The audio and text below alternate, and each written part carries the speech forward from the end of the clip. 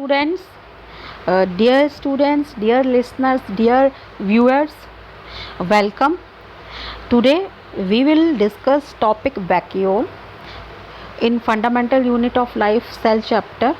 Actually, this chapter is made according to ninth standard, but included some other facts also, and tried to maintain a level and include different other questions also. uh, this topic is not uh, much discussed in your books, so most of the time teachers and educators skip this topic, but I thought that I have to keep myself in continuation, and I will teach each and every topic that is mentioned in your NCERT book. So students, this lecture is very beneficial, so watch carefully. First we will discuss what is vacuole.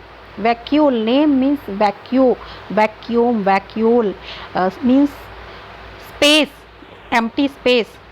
What are vacuoles? Vacuoles are membrane bound non-cytoplasmic sacs that contain non-living solid or liquid contents. Okay students, you can see in these slides, in this structure you can see that these structures, ये जो circular structures हैं, actually यहाँ पर जो यहाँ ये structures present है, these structures are present in cytoplasm, but cytoplasmic material and the liquid inside vacuole is different, both are different. So we are saying that vacuole is membrane bound non-cytoplasmic sac,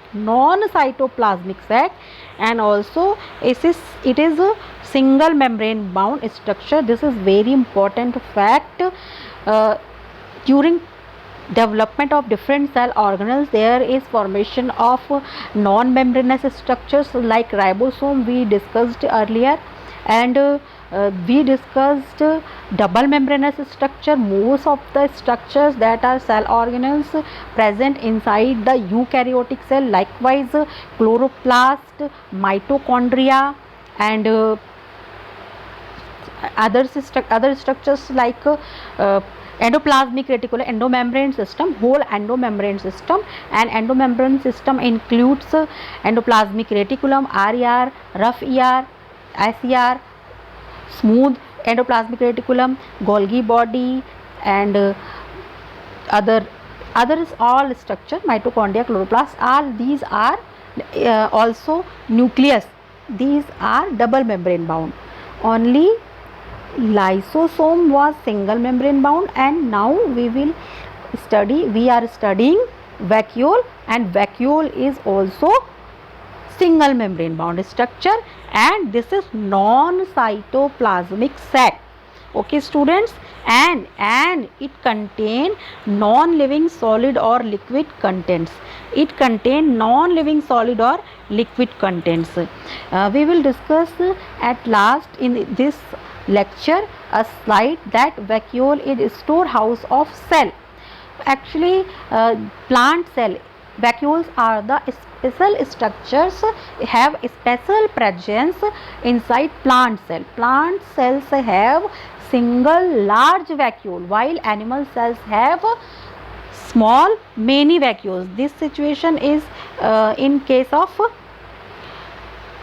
animal cell, but in case of, if we discuss case of plant cell, then cell and one large vacuole, and this vacuole stores excretory products of the cell, that are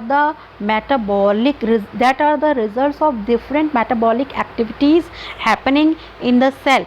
cell में जो बहुत सारी metabolic activities हो रही होती हैं, and cell wants to get rid of that by products, that debris, तो जिनका सेल के लिए कोई यूज़ नहीं है, that are going accumulated inside cell,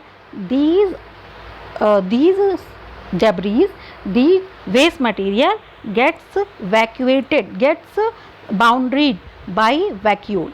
ये सारा मटेरियल आकर कहाँ आ जाता है, ये वैक्यूल के अंदर आ जाता है। यानी कि जैसे कि ह्यूमन में एक्सक्रीटरी सिस्टम होता है या एनिमल्स में एक्सक्रीटरी सिस्टम होता है, और तब वो अपने बच्चे खुचे या जिनका यूज़ नहीं है या कैटाबॉलिज्म से जो प्रोडक्ट्स बनते हैं उनसे छुटकारा पाते हैं, तो उसी तरह जो पौधे होते हैं ना बेटा, वो अपने एक्सक्रीटरी प्रोडक्ट्स से छुटकारा पाने के लिए उनमें वैक्यूल्स बन जाती हैं, और वैक्यूल्स के अंदर ही उनके जो वेस्ट मटेरियल होते हैं वो इसमें स्टोर हो जाते हैं।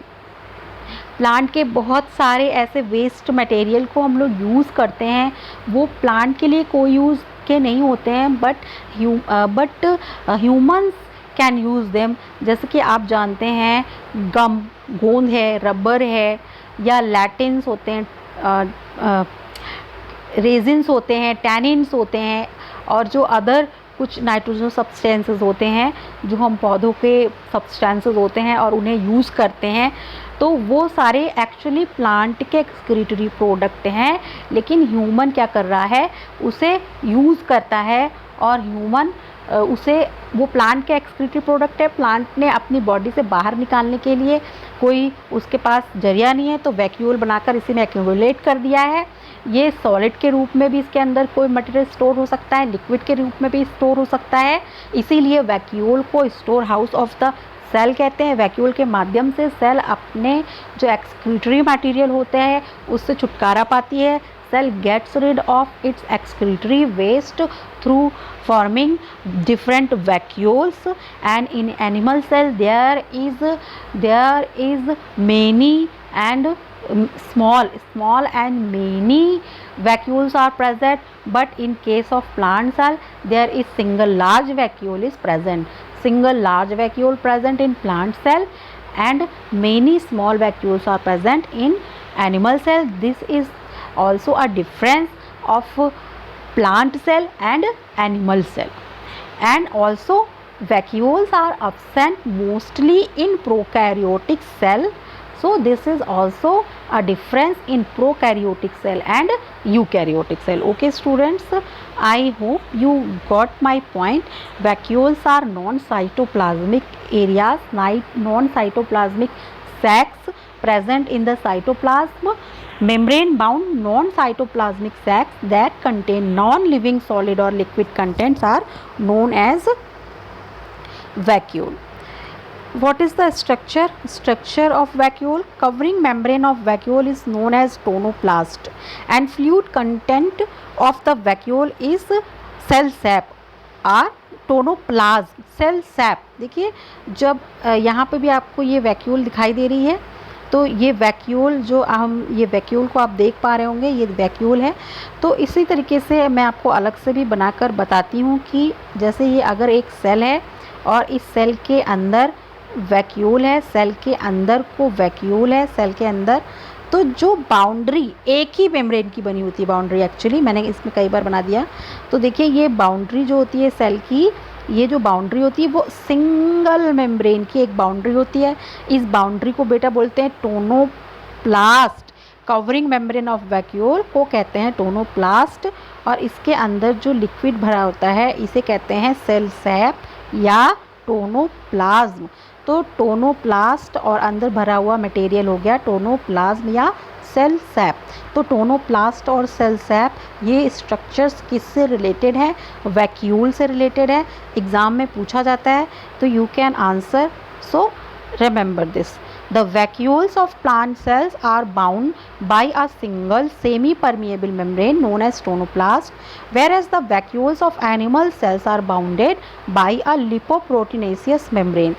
एक्चुअली प्लांट सेल और एनिमल सेल का डिफरेंस आपको मैंने एक तो बताया ही कि जो प्लांट सेल होती है उसमें क्या होता है, सिंगल लार्ज वैक्यूल होती है, एनिमल सेल में स्मॉल मिनी वैक्यूल्स होती हैं। तो उसी तरीके से प्लांट सेल की जो वैक्यूल होती है उसके मेम्ब्रेन को टोनोप्लास्ट कहते हैं, और जो एनिमल सेल की होती है उसका कोई स्पेसिफिक नाम नहीं है, वो प्रोटीन की, लिपोप्रोटीन की बनी होती है, लिपोप्रोटीनेशियस मेम्ब्रेन की बनी होती है। तो एक्चुअली ये लिपोप्रोटीन जो होता है वही जो एनिमल सेल में जो प्लाज्मा मेम्ब्रेन है ये भी लिपोप्रोटीन की बनी होती है। प्लाज्मा मेम्ब्रेन हम लोगों ने डिस्कस किया है। तो प्लाज्मा मेम्ब्रेन जैसे कि लिपोप्रोटीन की बनी होती है, वैसे ही ये जो वैक्यूल होती है ये भी लिपोप्रोटीन की बनी होती है एनिमल सेल के केस में। तो ठीक है बेटा, तो आपको एक डिफरेंस और मिला प्लांट सेल और एनिमल सेल में। The vacuole can be classified into 4 types depending upon the contents and function they perform. तो वैक्यूल्स जो हैं वो 4 टाइप के हो सकते हैं इस बेसिस पर कि वो क्या काम कर रहे हैं। Sap vacuoles, contractile vacuoles, food vacuoles and air vacuoles. Actually इसमें से जो प्लांट का परमानेंट स्ट्रक्चर होता है, जो प्लांट, जब भी आप जैसे प्लांट सेल बनाओगे तो उसमें एक मेम्ब्रेन बनाओगे, उसके चारों ओर आप जो है वो सेल वॉल बनाओगे, सेल मेम्ब्रेन और सेल वॉल बनाओगे, primary cell wall, secondary cell wall, tertiary cell wall, और एक सेल से दूसरी सेल को ज्वाइन कराता हुआ आप मिडिल लैमेला दिखाओगे। एक सेल से दूसरी सेल में, जैसे कि यहाँ पर दूसरी सेल है तो बीच में जो मटेरियल होगा उसको जो सीमेंटिंग करेगा दोनों सेल को, सेल 1 और सेल 2 को जोड़ेगा, वो मिडिल लैमेला होगा। लेकिन इस सेल से उस सेल में जाने का रास्ता भी चाहिए, तो रास्ता भी सेल के अंदर बना हुआ होता है। एक्चुअली ये देखिए, ये ऐसा सेल में जो है सीमेंटिंग तो होती है लेकिन यहाँ पर एक रास्ता भी बना होता है, इसे जिसको क्या कहते हैं, प्लाज्मोडेस्माटा कहते हैं। हाँ, तो ये सब मैं आपको बता चुकी हूँ। तो हम लोग बात कर रहे थे कि जो सेल का स्ट्रक्चर होता है उसमें जैसे परमानेंट स्ट्रक्चर होते हैं उसमें उसका सेल मेम्ब्रेन होती है, उसी तरह उसमें सेल वॉल होती है जो कि उसका एक परमानेंट स्ट्रक्चर होता है, और उसमें क्या होती है, वैक्यूल होती है। तो ये वैक्यूल जो होती है जिसे सैप वैक्यूल कहते हैं, जो परमानेंट स्ट्रक्चर है प्लांट सेल का। ओके स्टूडेंट्स, तो बाकी जो आप देख रहे हैं contractile vacuole, food vacuole, air vacuoles, ये क्या हैं, ये बनते रह सकते हैं और ये स्पेशल किसी सेल्स में होते हैं। ज़रूरी नहीं है कि ये सारे चारों टाइप के सभी सेल्स में पाए जाएं। तो स्पेशली जो प्लांट सेल होती है उसमें सेप वैक्यूल होता है, और आप एनिमल सेल में आप देखेंगे जैसे कि आप अमीबा में देखते हैं कॉन्ट्रैक्टाइल वैक्यूल। जैसे कि मैं आपको यहाँ पर एक अमीबा बनाकर दिखाया मैंने, तो इसमें ऐसे छोटी छोटी सी कॉन्ट्रैक्टाइल वैक्यूल्स होती हैं। तो अमीबा में ऑस्मो रेगुलेशन करवाती हैं। अमीबा जो है वो बेचारा कहाँ रहता है, पानी में रहता है, पानी में रहेगा तो इसकी मेम्ब्रेन से हो करके, भाई इसके पास केवल, ये एनिमल है तो इसके पास केवल क्या रहता है, प्लाज्मा मेम्ब्रेन से होकर के पानी लगातार अंदर आता रहता है। अब ऐसे आता ही रहेगा पानी तो उसकी सेल तो फट जाएगी अमीबा की। तो इसीलिए इसमें क्या पाई जाती है, कॉन्ट्रैक्टाइल वैक्यूल पाई जाती है, और ये क्या करती है, जो वाटर अंदर आ रहा है इसे पंप आउट करवाती है, बाहर करवाती रहती है। इस प्रोसेस को ही ऑस्मो रेगुलेशन कहते हैं, जो कॉन्ट्रैक्टाइल वैक्यूल की मदद से होती है। और केवल वाटर ही जो सेल के अंदर आ रहा है वो ही नहीं बाहर करती सेल, कॉन्ट्रैक्टाइल वैक्यूल के माध्यम से सेल अपने कुछ मटेरियल जो डाइजेशन के बाद प्रोडक्ट बने होते हैं उनको भी बाहर कर देती है इसके माध्यम से। तो आप देखिए जो कॉन्ट्रैक्टाइल वैक्यूल है वो ऑस्मो रेगुलेशन में, एक्सक्रीशन में टेक पार्ट करती है, और इसका एक एग्जाम्पल है एनिमल सेल में पाई जाएगी। इसका एग्जाम्पल है बेटा अमीबा। ठीक है, बहुत बहुत इंपॉर्टेंट है। एक और फैक्ट मैं आपको यहाँ पर बताना चाहूँगी कि जो अमीबा और एंट अमीबा होता है उसमें भी डिफरेंस होता है। अमीबा में कॉन्ट्रैक्टाइल वैक्यूल पाई जाती है, एंट अमीबा में कॉन्ट्रैक्टाइल वैक्यूल नहीं पाई जाती है। Contractile vacuole is absent in ant amoeba, और अमीबा में कॉन्ट्रैक्टाइल वैक्यूल पाई जाती है। देन फूड वैक्यूल, इसी तरीके से बहुत सारे जो एनिमल्स ही हैं स्पेशली इनमें फूड के डाइजेशन के लिए, जिनमें कि डाइजेशन कैसा होता है, इंट्रा सेलुलर यानी सेल के अंदर। देखिए ह्यूमन डाइजेस्टिव सिस्टम में ये स्ट्रक्चर, आपको ह्यूमन डाइजेस्टिव सिस्टम का मैं आपको ऐसे जनरल बनाकर दिखा रही हूँ। तो ह्यूमन डाइजेस्टिव सिस्टम में एक tube alimentary canal like structure होता है, ऐसा ट्यूब लाइक स्ट्रक्चर होता है, और इसके अंदर डाइजेशन होता है। तो ये जो डाइजेशन है ये किसी सेल के अंदर नहीं हो रहा है, बल्कि सेल से बनी हुई ट्यूब में हो रहा है, इसलिए इसे कहते हैं intra cellular digestion. Okay student, लेकिन अगर आप देखें कि प्लांट का केस आप देखें या और एनिमल जैसे कि अमीबा का केस आप देखें, अमीबा का केस देखें तो अमीबा में क्या होता है, अमीबा में फूड वैक्यूल होती है, और जो फूड आता है ये से लेके इसको डाइजेस्ट करती है, और ये वैक्यूल जो है ये सेल के अंदर है, और सेल के अंदर डाइजेशन हो रहा है। तो ये डाइजेशन कैसा हुआ, इसीलिए ये डाइजेशन जो है वो इंट्रा सेल्यूलर टाइप का डाइजेशन होगा। और ये अलग अलग टाइप होते हैं। तो जो फूड वैक्यूल्स होती है डिफरेंट एनिमल्स में पाई जाती हैं, वो इंट्रा सेल्यूलर डाइजेशन में मदद करती है। Contain digestive enzymes with the help of which nutrients are digested. इसी तरीके से कुछ प्रोकैरियोट्स में, देखिए मैंने आपको बताया था जनरली वैक्यूल्स आपको जो है ज़्यादातर जो है सेल ऑर्गेनेल्स आपको नहीं मिलते प्रोकैरियोट में, लेकिन कुछ प्रोकैरियोट्स में, कुछ प्रोकैरियोटिक सेल्स में एयर वैक्यूल्स पाई जाती हैं जो कि मेटाबॉलिक गैसेस को स्टोर करती हैं और सेल को बायोन्सी प्रोवाइड करती हैं, यानी सेल हल्की हो जाती है और हवा में तैर सकती है। हवा में इसी तरह से कुछ माइक्रोब्स जो होते हैं वो एयरबॉर्न जो होते हैं वो हवा में प्रेजेंट रह सकते हैं कुछ समय के लिए। Okay students, then I discussed you mainly जो आप वैक्यूल पढ़ते हैं, आपके जो कोर्स में वैक्यूल है वो है सैप वैक्यूल। इसी को आपने देखा कि प्लांट सेल में एक लार्ज सिंगल वैक्यूल होती है। इसकी मेम्ब्रेन को टोनोप्लास्ट कहते हैं और अंदर जो इसके लिक्विड भरा होता है उसे टोनोप्लाज्म या सेल सैप कहते हैं। एक्चुअली ये जो अंदर मैटर भरा हुआ है ये सेल का एक्सक्रीटरी प्रोडक्ट है। ये एक्सक्रीटरी प्रोडक्ट सॉलिड के रूप में हो सकता है, लिक्विड के रूप में हो सकता है। ये कैसे बनेगा, सेल में जो बहुत सारी एक्टिविटी चल रही होती है, मेटाबॉलिज्म चल रहा होता है सेल में कुछ फॉर्मेशन होती है, सेल में कुछ ब्रेक डाउन होता है। भाई आपके घर में हमेशा कुछ ना कुछ बनता है, बिगड़ता है, आप लाइफ में कुछ बनता है, बिगड़ता है, उसी तरह बेचारी सेल भी तो है, इसकी भी लाइफ में कुछ बनेगा, बिगड़ेगा। तो जो इसकी लाइफ में बनेगा और तो उससे कुछ फिर वो टूटेगा भी, जब वो टूटेगा तो जो एक वेस्ट बनेगा उसे ये सेल अपनी वैक्यूल में स्टोर कर देती है और इसीलिए इसको क्या कहते हैं, sap vacuole is known as store house of cell specially. और कॉन्ट्रैक्टाइल वैक्यूल भी कुछ एनिमल सेल्स में पाई जाती हैं जो ऑस्मो रेगुलेशन में पार्टिसिपेट करती हैं। जैसे कि एग्जांपल के लिए मैंने आपको अमीबा बताया, अमीबा पानी में रहता है, ज़्यादा पानी जो है उसकी सेल के अंदर आते जाता है, अगर ऐसे ही आते जाएगा अमीबा की सेल फट जाएगी, इसलिए उसमें कॉन्ट्रैक्टाइल वैक्यूल होती है। ये वैक्यूल अंदर आ रहे वाटर को पंप आउट कर देती है और अमीबा अंदर आ रहे पानी से अमीबा की सेल को छुटकारा मिल जाता है। Cell of amoeba get rid of excess water from its cell. So contractile vacuole takes part in osmoregulation and with help of this water some dissolved substances, some excretory products get dissolved in this water and they also get rid of through vacuole inside cell. So we can say that contractile vacuole take part in osmoregulation and excretion. Example amoeba. Food vacuole also example amoeba contain digestive enzymes with the help of which nutrients are digested. Air vacuole sometimes present in some prokaryotes. Okay students, so I think you got my point. Last slide, function of vacuole. I discussed so many times. Vacuole is store house of the cell. आप ये देख रहे हैं कि ये structure आपको actually दिखाई दे रहा है, ये किसका स्ट्रक्चर है, ये जो है ये वैक्यूल जो है ये किसका स्ट्रक्चर है, ये प्लांट सेल का है, सिंगल लार्ज है और जितना भी सेल में काम होगा और जो वेस्ट होगा वो सब सेल इसमें स्टोर कर देगी। ये वेस्ट लिक्विड भी हो सकता है, सॉलिड भी हो सकता है और ये जो वेस्ट अंदर होगा इसका नेचर जो होगा ये सेल के साइटोप्लाज्म के जैसा नहीं होता, इसीलिए कहा कि vacuole is a non cytoplasmic sac.